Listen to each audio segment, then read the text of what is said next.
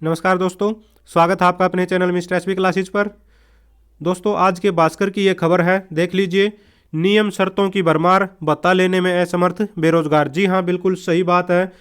सरकार ने इतनी नियम, इतने कानून बना दिए हैं बेरोजगारी भत्ता प्राप्त करने के लिए कि आवेदनकर्ता बच्चे हैं जो उन नियमों को पूरा ही नहीं कर पाते। छोटे छोटे इतने नियम लागू कर दिए हैं कि बच्चे ऑफिसों का चक्कर काटने में, डॉक्यूमेंट पूरा करने में ही उनका टाइम वेस्ट हो जाता है और बच्चे आखिरकार बहुत सारे ये सोचते हैं कि छोड़ दीजिए, नहीं लेना बेरोजगारी भत्ता। देखिए क्या परेशानी चल रही है। नए नए नियम कानून बनाए जा रहे हैं। एक जो परेशानी थी फैमिली आईडी की, वो तो बहुत सारे बच्चों के सामने है। स्टार्टिंग में जब फैमिली आईडी बनी थी तो किसी ने ध्यान नहीं दिया। उनमें बहुत सारी ऐसी कमियां रह गई हैं कि अब उनको ठीक करवाना मुश्किल हो रहा है।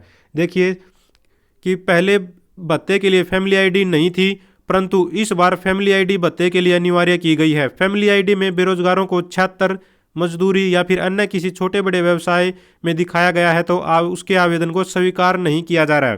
तो नए जो बच्चे हैं, अगर उनकी फैमिली आईडी में स्टूडेंट वगैरह लिखा हुआ है, कहीं पर छोटा मोटा रोजगार दिखाया हुआ है, ठीक है, तो उनको लिया ही नहीं जा रहा है। उनको अनएम्प्लॉयड ही बच्चों को लिया जा रहा है जिनकी बिल्कुल ठीक है। अब बहुत सारे बच्चों के कमेंट आते हैं, जी मैंने ठीक करवाया था, अपडेट नहीं हो रही है। तो ये तो सरकार की परेशानी है कि सरकार को देखना चाहिए कि नियम शर्तें बनाने से पहले भाई क्या हम उन चीज़ों को अच्छे से लागू कर पा रहे हैं क्या। अब बच्चे अगर परेशानी चल रही है तो उसको अपडेट करवाने पर ऐसे ऐसे कमेंट आते हैं कि 2 महीने पहले अपडेट करवाई थी फैमिली आईडी, लेकिन अब तक उस फैमिली आईडी को मतलब प्रिंट निकलवाने पर अपडेट नहीं दिखा रहा है। पहले अगर वो एम्प्लॉय था या फिर स्टूडेंट था तो आज भी वो स्टूडेंट ही लिखा रहा है। ऐसी ऐसी परेशानियां चल रही हैं। सिर्फ नियम शर्तें बनाने पर ध्यान दे रही है सरकार, उनका सोल्यूशन करने पर नहीं। किस तरह से बच्चों को योजना से बाहर किया जाए, इस पर ज़्यादा ध्यान दिया जा रहा है, न कि किस तरह से बच्चों को लाभ दिया जाए योजना का। इस पर देख लीजिए, आप लोगों के सामने है कि यहाँ पर देखिए, लगभग ये जो बता रहे हैं महेंद्रगढ़ डिस्ट्रिक्ट से है वैसे ये खबर, ठीक है। यहाँ पर बेरोजगार भत्ते के नियम व शर्तों का भार बहुत कम बेरोजगार उठाने में सक्षम है। अधिकांश बेरोजगारों पर सरकार व विभाग के नियम बहुत भारी पड़ रहे हैं, जिस कारण वह बेरोजगार होते हुए भी सरकार की इस योजना का लाभ उठाने में सक्षम नहीं हो पा रहे हैं। महेंद्रगढ़ रोजगार कार्यालय में आवेदन की अंतिम तिथि 5 दिन शेष रहते लगभग 1,000 बेरोजगारों ने अपने आवेदन दिए थे, ठीक है, जिनमें करीब 200 आवेदकों द्वारा अभी तक अपने डॉक्यूमेंट कार्यालय में जमा नहीं करवाए गए। तो डॉक्यूमेंट कैसे जमा करवाएंगे, इतने सारे डॉक्यूमेंट, कहीं बिजली का बिल है, कहीं फैमिली आईडी में दिक्कत है, ठीक है, इनकम सर्टिफिकेट है, कास्ट सर्टिफिकेट है, फिर एफिडेविट देना होता है। पता नहीं इतनी सारी मतलब शर्तें हैं कि किस तरह से उसको पूरा किया जाए, समझ में नहीं आता। और फिर जो बच्चे पहले से काम कर रहे हैं उनको समय पर सैलरी नहीं मिल पाती, समय पर बेरोजगारी भत्ता नहीं मिल पाता, पूरे महीने उनको मतलब साल काम नहीं मिल पाता। एक तरह से मतलब ये बहकावे वाली चीज़ें चल रही हैं, परेशान करने वाली हर जगह। देखिए, बता दें कि सरकार द्वारा बेरोजगारों के लिए पुरानी भत्ता योजना शुरू की गई है।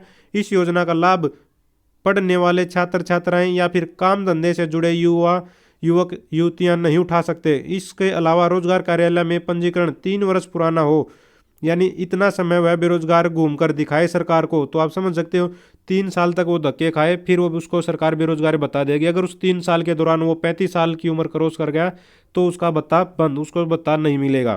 तो ये इस तरह की जो परेशानियां आई हैं, बिल्कुल मतलब ऐसा नहीं है चीज़ें हैं। अब वह कहीं भी अपना काम धंधा करे, अगर 35 साल का हो गया तो उसको भत्ता नहीं मिलेगा। खुद ही नहीं, पूरे परिवार की आयु जो है, आय है, इसमें आयु लिख रखा है, मिस प्रिंट हो रहा है, तो आय 3 लाख से अधिक ना हो। ऐसे नियम बेरोजगारों के लिए भत्ते का पात्र बनने में काफ़ी मुश्किलें पैदा कर रहे हैं। यदि कोई बेरोजगार विवाहित है और भत्ते की शर्त के अनुसार कहीं काम धंधा कर नहीं सकता तो वह कैसे 1-2 हज़ार रुपये प्रति माह में अपना गुजारा कर सकता है। तो आप समझ सकते हैं क्या क्या परेशानियां हैं। तो अब दोस्तों, आप लोग जो बेरोजगारों को ये आवाज़ उठानी चाहिए कि सरकार इसके नियमों में थोड़ी सी ढील दे, थोड़ी सी बेरोजगारों की असली परेशानियां उनको समझे, कागज़ कार्रवाई थोड़ी सी कम करें, ठीक है, ताकि ज़्यादा से ज़्यादा बच्चे इसका लाभ उठा सकें। क्योंकि हरियाणा बेरोजगारी में नंबर 1 है, सबको पता है। आंख बंद करने से सोल्यूशन नहीं होता किसी भी समाधान का, ठीक है। तो ये फैमिली आईडी की जो परेशानी है वो तो अभी भी चली हुई है। जो बच्चे पहले से काम करें उनके लिए भी ये चली हुई है। अब कोई बच्चा अगर मान लीजिए एमए कर रहा है, उसकी फैमिली आईडी में भी एमए है और वो बीए बेस पर बता ले रहा है, तो उसमें सरकार को क्या परेशानी है। लेकिन फिर भी सरकार उनको बाहर किए जा रही है, अलर्ट भेज रही है उनकी आईडी पर, और आज तक वो अलर्ट दिखाई ही दे रहा है, किसी का हटा भी नहीं है।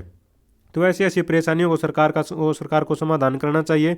ठीक है, तो आपका इसके बारे में क्या विचार है? कब तक इस तरह मतलब ये जो 1 महीने की जो बाउंडेशन है इसको भी सरकार को बंद करना चाहिए, वही सिर्फ नवंबर में ही आवेदन किया जाए? जरूरी नहीं है, पूरे साल आवेदन कर सकता है बेरोजगार। वही 1 महीने में बाई चांस उसको कोई डॉक्यूमेंट की कमी रहती है, पूरा नहीं कर पाया, तो उसको अगले साल का इंतजार करना पड़ता, जो कि बहुत गलत बात है। पूरे साल के लिए आवेदन खोलने चाहिए। ठीक है, जैसे सक्षम योजना में पूरा साल अप्लाई कर सकते हैं, इसी तरह से एम्प्लॉयमेंट में बेरोजगारी भत्ता लेने के लिए भी पूरा साल आवेदन करना चाहिए। आप अपने विचार भी कमेंट बॉक्स में शेयर करें हमारे साथ।